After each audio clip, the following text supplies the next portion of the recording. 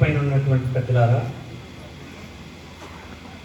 సోదరిమణులారా, పాత్రికేయ మిత్రులారా, అధికారులారా, మీ అందరికీ హృదయపూర్వక నమస్కారం. నాకంటే ముందు మాట్లాడినటువంటి పార్టీ పెద్దలు, ఎన్నికైన ప్రజాప్రతినిధులు చెప్పినటువంటి విషయాలు విన్న తర్వాత నేను చెప్పడానికి కూడా ఏమి లేదు. వారు చెప్పిన విషయాలే నేను చెప్పాలి.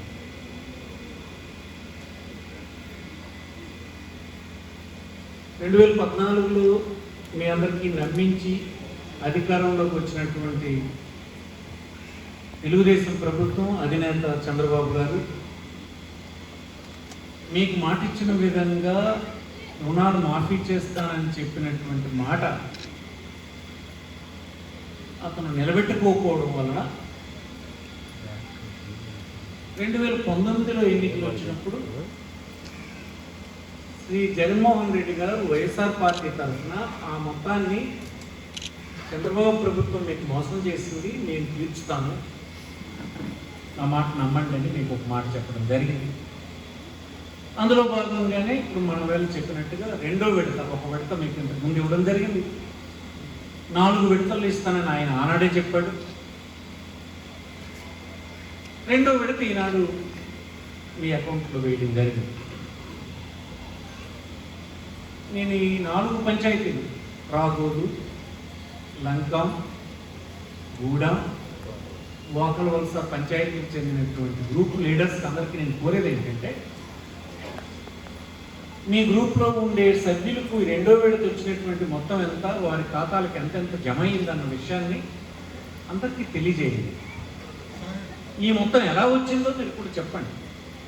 వాస్తవం వాళ్ళకి తెలియాలి కదా. ఎందుకంటే ఇది ఎప్పుడో చాలా కాలం క్రితం బ్యాంకుల్లో వాడి మీరు కట్టకుండా వడ్డీలతో పెరిగిపోయినటువంటి మొత్తం ఇది. ఈనాడు బ్యాంకుల్లో అక్కడి నుంచి డైరెక్ట్గా ట్రాన్స్ఫర్ అయిపోతుంది, మీకు తెలియదు. కానీ మీరు ఓటు వేసి ఎంచుకున్నటువంటి వైఎస్ఆర్ పార్టీ ప్రభుత్వం, జగన్మోహన్ రెడ్డి గారి నాయకత్వాన్ని నడుస్తున్నటువంటి పార్టీ ప్రభుత్వం ఆనాడు ఇచ్చినటువంటి మాట నిలబెట్టుకునేటువంటి క్రమంలో భాగంగా ఈనాడు రెండో విడత డబ్బు పడిందన్న విషయం అయితే అందరికీ తెలియాలి కదా. ప్రజలు ఎన్నుకున్నటువంటి ప్రభుత్వం కదా ఇది, మీ అందరూ ఎన్నుకుంటేనే మేమందరం వచ్చాం. అందుకోసం మీరు ఎన్నుకున్నటువంటి వాళ్ళు ఏం చేస్తున్నారో తెలుసుకోవడం అనేది కూడా మీ బాధ్యత. ఆ గ్రూపుల్లోని లీడర్స్ కొంతమందికి అమాయకంగా ఉంటే వాళ్ళు చెప్పే పని కూడా చేయాలి. అయితే ఇట్లాంటి డబ్బు ఇచ్చినప్పుడు ఏమైనా వైఎస్ఆర్ పార్టీకి ఓటేసినటువంటి వాళ్ళకి ఇచ్చారా? ఏమమ్మా ఎవరైనా అలాగే మీకు అడిగారా? మీరు మా పార్టీకి ఓటేయలేదు కనుక మీకు ఇవ్వనేమో అని ఏమైనా చెప్పారా? అలా చెప్తే ఎవరైనా చేయొద్దండి మాకు ఇలా చెప్పారండి అని చెప్పలేదు. అంటే మా వాళ్ళు చెప్పినట్టు కులం చూడలేదు, మతం చూడలేదు, పార్టీ చూడలేదు, మొన్న ఓటేసినావా లేదు చూడలేదు, రేపు ఓటేస్తావా లేదని అడగలేదు, మిమ్మల్ని ఎవరు భయపెట్టలేదు. ఇదంతా ఒక పార్టీ సంస్కారం అని మీరు అర్థం చేసుకోవాలని కోరుతున్నాను.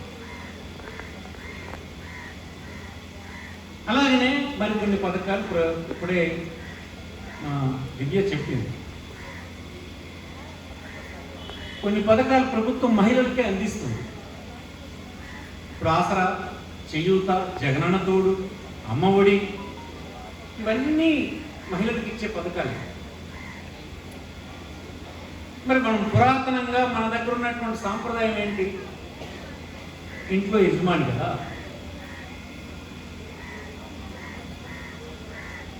భర్త ఉన్నాడు కదా, మరి మనం అన్ని విషయాలు మా యజమానికి చెప్పాలంటాం.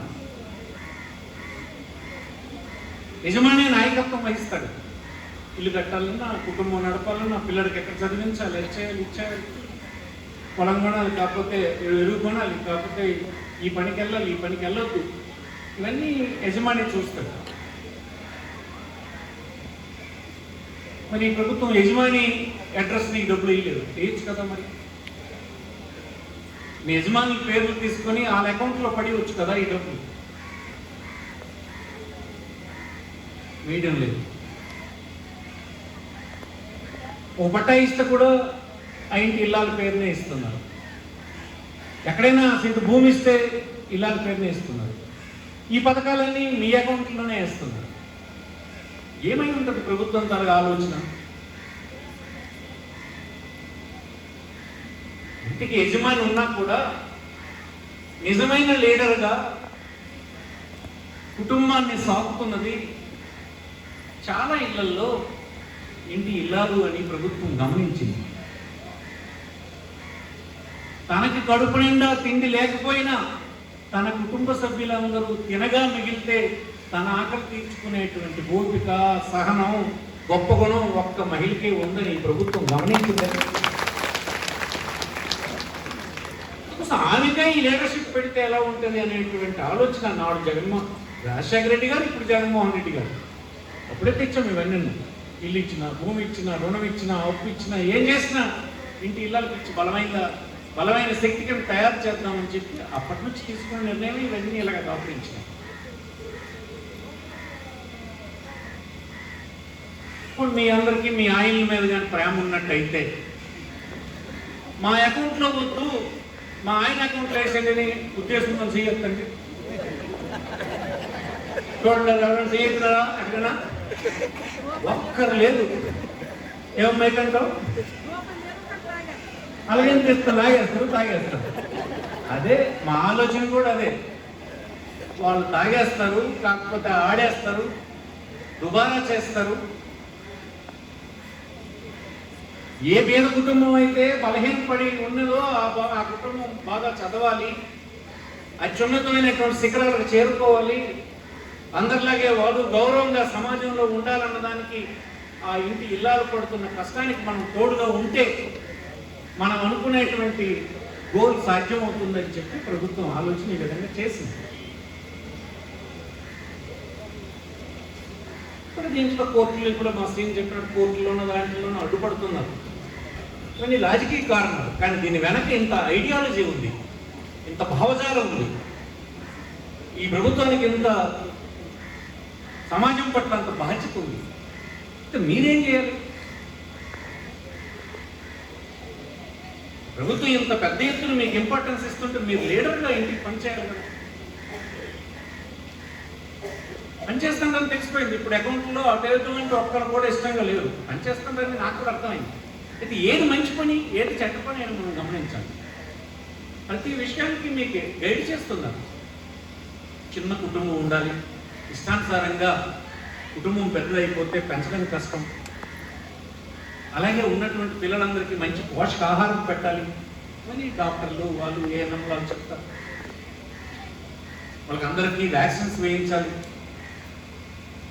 కడుపులో బిడ్డలుగానే అంగన్వాడీ కేంద్రంలో అవసరమైనటువంటి మందులు, మంచి ఆహారం అందించాలి. పుట్టినటువంటి బిడ్డకి బలంగా పెంచడానికి అవసరమైనటువంటి పోషకాహారం అందించాలి. మంచి స్కూల్లో చదివించాలి. మరి మంచి స్కూల్ అంటే మనకి పేదవాళ్ళకి సంబంధించిన స్కూల్ ఇవే కదా. మరి ఈ స్కూల్ ఇప్పుడు ఈ ప్రభుత్వం వచ్చిన తర్వాత ఎలా ఉన్నాయి, ఎలా మారిపోయింది? ప్రైవేట్ స్కూల్ అయినా ఇంత బాగా ఎక్కడైనా మీకు ఉంటాయా అని అడుగుతున్నాను. చూడండి, ఇప్పుడు ఈ స్కూల్ చూడండి, పోనీ ఎలా ఉంది ప్రభుత్వ స్కూల్. ఇప్పుడే జనం చెప్పారు దేని వల్ల జరిగింది, ఎవరి వల్ల జరిగింది? ఇంతకుముందు ఎందుకు జరగలేదు, ఇప్పుడు ఎందుకు జరిగింది? ఆలోచించండి, ఆలోచించండి. ఈ స్కూల్లో చదివినటువంటి కుటుంబాలు ఈ సమాజంలో అట్టడుగున ఉన్నటువంటి కుటుంబాలు,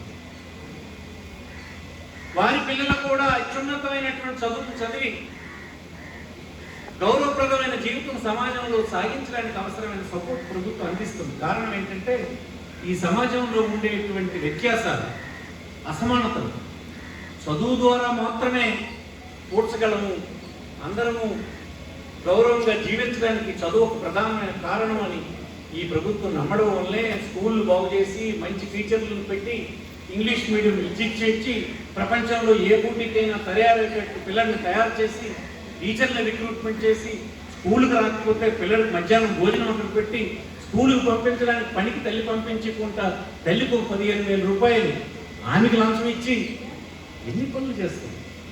అమ్మఒడి అంటే నీకు ఎందుకు 15,000 నీ అకౌంట్లో వేస్తున్నాను, ఎవరెవరా లేకేరుతో వెళ్ళిపోదు పొలం కానీ అనవద్దని. నువ్వు అక్కడికి వెళ్ళినా 100 రూపాయలు కూలి వస్తుందని నువ్వు అనొద్దని. పిల్లడు స్కూల్కి వెళ్ళాలి. స్కూల్కి వెళ్ళి వాడు చదివి పెద్దవాడే సమాజంలో గౌరవంగా జీవించడానికి సరిపడే సపోర్ట్ అది. చాలామంది తెలియక డబ్బు వేసేస్తాను, డబ్బు దుర్వినియోగం చేస్తారు, ఈ ఆడవాళ్ళు డబ్బు ఇచ్చేస్తుంటున్నాను. అయితే మనం వేసేస్తున్నాం. మీకు అకౌంట్లో పడినంటే ఏంటి అంటే ఏంటి ఇప్పుడు మార్కెట్లో గొప్ప గొడవ ఉందంటే అందరూ బంగారం గుడ్ల దగ్గర ఉన్నారండి, పేదోళ్ళు చుట్టూ ఆ మెట్లు ఎత్తి తీస్తారు. ఏముందంటే నేను అమ్మవాళ్ళు డబ్బు పడాలట, ఆ డబ్బు పట్టిన మాత్రం బంగారం పిసలు కొనడానికి వచ్చుతారు. ఇప్పుడు బంగారం పిసలు కొనడం మంచిదే, కొన్ని ఎప్పుడు కావాలంటే అప్పుడు పిసలు మళ్ళీ అమ్మడానికి అవకాశం ఉంది. ఇంకొంతమంది వెంటనే అమ్మూరు జ్ఞాపకం వస్తుంది, దొడ్డు పండుగ చేసి దొడ్లు కొనేసి కట్ చేసి తినేస్తారు. దయచేసి అలా చేయకండి. దానికి మీరు లీడర్షిప్ ఇవ్వాలి, ఇంటి ఇల్లాలని లీడర్షిప్ ఇవ్వాలి. అలాంటి ఖర్చు పెడితే నేను ఒప్పుకోను అని చెప్పాలి. ఆపదకి, అవసరానికి, మన తర్వాత సంతతి అభివృద్ధి చెందడానికి మనకి ఇచ్చినటువంటి సపోర్ట్ ఇది తగలబెట్టడానికి కాదు అనేటువంటి మాట ఇంటి ఇల్లాలు చెప్పే నాయకత్వం ఇవ్వాలి. నాయకత్వం అంటే అది నాయకత్వం. దుబారా చేసి పెద్ద పండుగలు, సంబరాలు అవి చేసి తగలబెడితే ఎలా? దేవుడు మొక్కడానికి అవన్నీ అవసరం లేదు, భక్తితో ధనం పెడితే సరిపోతుంది. గడిగడికి ఇవన్నీ చేయక్కర్లేదు. మీరు చూడండి, 2 ఇళ్ళు మీరు ఉదాహరణ చూడండి. కొన్ని గ్రామాల్లో ఒక ఇల్లు చాలా సొగసుగా ఉంటుంది. ఉండడానికి కారణం ఇల్లు మంచిగా కట్టుకుంటారు, ఇంట్లో వస్తువులు మంచిగా ఉంటాయి, కుర్చీలు, సోఫాలు, టీవీ, మరి స్టవ్, గ్యాస్ స్టవ్, అలాగే ఫ్రిడ్జ్, మిక్సీ అన్నీ మంచి, బోర్వెల్లు, బెడ్రూమ్లు, మంచాలు అన్నీ ఉంటాయి. కొన్నిళ్ళు సింకిపోయినట్టు ఉంటాయి. ఇద్దరిది ఒకప్పుడు ఒకే స్థితి, కానీ ఒక కుటుంబం ఆ పిల్లల్ని బాగా మంచి స్కూల్లో చదివిస్తారు, మంచి బట్టలు వేస్తారు, మంచి ఆహారం పిల్లలకు పెడతారు, గోప్యంగా బతుకుతారు. ఒక ఇల్లు పక్కన ఉన్నటువంటి ఇల్లు చిరిగిపోయి ఉంటారు, రోజు తలపట్టుకునే ఉంటారు, అప్పులు, చిరిగిపోయిన ఇల్లు, మంచి స్కూల్లో చదివించడానికి ఫీజులు కట్టలేని పరిస్థితులు. ఇవన్నీ ఒక కారణం ఏంటి? మీరు ఆలోచించండి. కారణం ఎవరంటే ఆ కుటుంబం తీసుకున్న నిర్ణయాలే దానికి కారణం. ప్రభుత్వం అయినా ఎవరైనా కొంత సాయం చేస్తారు. ఆ సాయాన్ని అందుకొని మనం ముందుకు సాగడానికి మనం ఒక ప్లాన్ ఉండాలి. ఆ ప్లాన్ మీకు చేయమని ఇప్పుడు లీడర్ మీకు చేశాం. మీకు ఆ లీడరే ఇప్పుడు ఈ అకౌంట్లో మీకు డబ్బు పడడానికి కారణం అది. ఆ లీడర్స్ మీరైనా ఇప్పుడు ఆ లీడర్షిప్ మీరు వహించండి అని అంటున్నాం. దేనికోసం వహించమంటున్నాం? మీరు అభివృద్ధి చెందడానికి కోసం వహించండి అంటున్నాం. ఏది కరెక్ట్ అనేది సరిగా ఆలోచించండి. మునుముందున్న కష్టాలని అధిగమించడానికి ఎలా చేయాలన్నది ఆలోచించండి. అది చెప్పండి. మేము మాత్రం మీరు ఓటేయలేదని మీకు ఎగ్గొట్టే పని చేయండి. మళ్ళీ ఓటేస్తారని, ఓటేయమని కండిషన్ పెట్టం, కక్ష సాధించం. అందరికీ ఒకే మాదిరి చేస్తే ఇది మా ముఖ్యమంత్రి గారు ఆలోచన. ఇది చెప్పడానికే మేము అందరం వచ్చింది. అకౌంట్లో డబ్బులు పడిపోతుంది. ఇప్పుడు మేము సాధు గుర్తుకుంటే బూడిది రాలినట్టు ఇవి ప్లేట్స్ చెప్పిన డబ్బులు కాదు, ఆల్రెడీ మీ అకౌంట్ డబ్బులు పడిపోయి అక్కడ బటన్ ఆయన నొక్కండు, డబ్బు ఇక్కడ మేట్ నొక్కింది, మీ దీంట్లో అడ్జస్ట్మెంట్ కూడా అయిపోయింది. అందుకే కొంతమంది ఆ డబ్బులు పడిపోయిన మన మీద అక్కడికి వెళ్ళాలని వాళ్ళు కూడా ఉన్నారు, లేకపోలేదు. కానీ ఈ విషయం మీకు తెలియదు కదా, మీరు ఎంచుకున్న ప్రభుత్వం ఏం చేస్తుంది అన్న విషయం మీకు తెలియాలి. దానికోసం పిలిచాం. ఇంకొక 2 విడతలు మీకు వస్తుంది, ఈ డబ్బు వస్తుంది. ఇక్కడ మిగతా వాళ్ళు చెప్పిన విషయాలన్నీ కూడా కరెక్టే. దీంట్లో ఎలక్షన్స్ ఏమైనా ఉన్నాయా ఇప్పుడు మేము ఇవ్వడానికి? మేము ఇస్తున్నాం కదా, ఎలక్షన్ పెట్టుకొని ఇస్తామా? ఏమమ్మా చెప్పండి. అలా ఎలక్షన్ ఉంది ఇప్పుడు ఏమైనా? మీరు గొప్పతనం చూడండి, పార్టీ ప్రభుత్వం గొప్పతనం చూడండి. ఎలక్షన్లు ఏం లేవు ఇప్పుడు. మన ఇంతకుముందు ప్రభుత్వం అయితే ఒక ఎలక్షన్ వస్తుందని ట్రెండ్ అయినా అక్కడికి వెళ్ళాం, అందరికి బస్సు ఎక్కించడం, నెక్స్ట్ 3,000 ఇస్తామని చెప్పి చేతిలో అయిపోయింది. ఎలక్షన్ అయిపోయింది. మొదటి సంవత్సరమే ఒక విడత పడింది, రెండో సంవత్సరం రెండో విడత పడింది. ఇప్పుడేం ఎలక్షన్ లేవు, ఇంకా 2.5 సంవత్సరాల తర్వాత మాట. అయినా దానికి సంబంధం లేకుండా చేస్తున్నాం అన్న మాట చెప్పడానికి ఈ విషయం నేను ఈ సందర్భంగా మీకు మనవి చేశాను. గవర్నమెంట్ ప్రోగ్రామ్స్ అన్నిటి గురించి కూడా చెప్పండి. మీరు మాట్లాడుతుండాలి. ఇప్పుడు విప్ మాట్లాడింది, చాలా బాగా మాట్లాడింది. ఎందుకంటే మేము సగం కదా. మేమే ఎంతసేపు మాట్లాడితే ఎలాగ?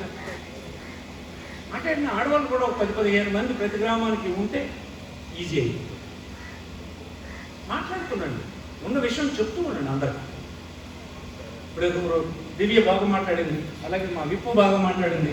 మిగతా కూడా మీరు మాట్లాడితే ఒక దప్ప మాట్లాడితే కొద్దిగా మొహమాటం ఉంటుంది. రెండో దప్ప మీకు తెలిసిన విషయాలు చెప్తూ ఉండండి. అలా మాట్లాడుతుంటావు. ఆడవాళ్ళు చెప్తేనే సరిగా అర్థం అవుతుంది. మగవాళ్ళు చెప్తే అర్థం కాదు అంత నమ్మరు వాళ్ళు. ఆడవాళ్ళు చెప్తే నమ్ముతారు. అందుకోసం ఇవన్నింటిలో కూడా ఈ ప్రభుత్వం మాకు బాగా పనిచేస్తుందని మీరు నమ్ముతున్నారు కనుక మీలో కొంతమంది మాట్లాడిన వాళ్ళు తయారవ్వాలి. వాళ్ళు ఏవో చెప్తుంటే అవి వినేయకూడదు. డీజిల్ రేట్ పెరిగింది, పెట్రోల్ ధర పెరిగిపోయిందంటే అది జగన్మోహన్ రెడ్డి చేతులు ఉందా? ఈ డీజిల్ రేట్ ఎక్కడ ఎలా ఉందో కాశ్మీర్ వెళ్ళిన అలాగే ఉంటుంది, ఒరిస్సా వెళ్ళిన అలాగే ఉంటుంది, పశ్చిమ బెంగాల్ వెళ్ళినా అలాగే ఉంటుంది, ఢిల్లీలోనే అలాగే ఉంటుంది. మన చేతిలో లేదు. మనంగా పేదవాళ్ళకి అల్లరి పెట్టే కార్యక్రమం ఎక్కడ మనం ఏం చేయలేదు. చేయాల్సినవన్నీ చేస్తున్నాం. ఇంకా మార్పులు చేయాల్సినవి ఉంటే మార్పులు చేస్తాం. ఇక అభివృద్ధి కార్యక్రమాలకు మరి కొంత సమయం డబ్బు వెచ్చించవలసి ఉంది. అది సమకూరితే 2 సంవత్సరాలు మీకు తెలుసు కదా, మనందరం కరోనాలో గజగజ ఉడికిపోయాం. మనమే కదా, ప్రపంచం అంతా గజగజ ఉడికిపోయింది.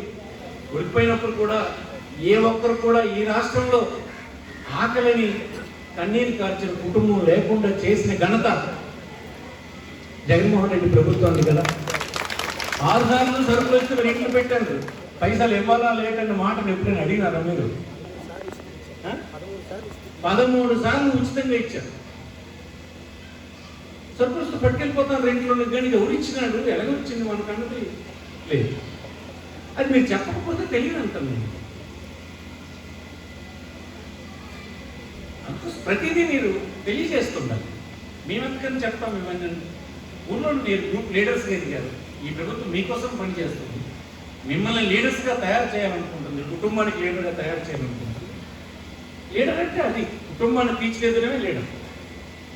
అనేక కుటుంబాలు కలయిక గ్రామం. ఏ కుటుంబంలో ఆ కుటుంబం బాగుపడితే ఆ గ్రామం ఆటోమేటిక్గా బాగుపడుతుంది. అదే కదా స్ట్రాటజీ. అందులో భాగమే ఇద్దరు మనందరం కలిసాం. ఎనీవే మీ అందరికీ 2వ విడత కూడా మీ అకౌంట్లో డబ్బు వేయగలిసినందుకు మాకు సంతోషంగా ఉంది. అందుకున్నందుకు మీకు మరొకసారి శుభాకాంక్షలు ఈ సందర్భంగా తెలియజేస్తూ మీ అందరూ వచ్చారు, చాలా సంతోషం. బాధ్యతలు గట్రా లేవు, ఉన్నాయి, వెళ్ళడం లేదు. వెళ్తాను రా, NRGSకే వెళ్తారు. ఎందుకంటే తట్టి ఎత్తక్కర్లేదు, పోయి ఎక్కర్లేదు, అలా పడుకొని నిలబెడితే చాలు. నేను ఎటు వెళ్ళిపోతాను నాకు తెలియదు. అలాగే ఆ గుణం వాడు పట్టుకుంటున్నా ఓటు పుండి సార్ ఓటు పొద్దుపోయిందా కాకపోతే అది మరి లేదు, మరి ఎక్కడితో తలుకుంటుంది. ఈ NRGS అక్కడ పెట్టి NRGS 8 గంటల 10 గంటలకి ఇంక వెళ్తాను. అట్లా 11:30 తెలుస్తుంది మరి ఏకాకులో వండి. కానీ మీరు మీ కుటుంబాలను జాగ్రత్త చేయాలని మనసారి తెలియజేస్తూ మీ అందరికీ నమస్కారం తెలియజేస్తాను. అలాగే రాబోయే వాళ్ళు ఏప్రిల్ నేను ఇక్కడికి వచ్చినప్పటి నుంచి 2004లో పోటీ చేసినప్పటి నుంచి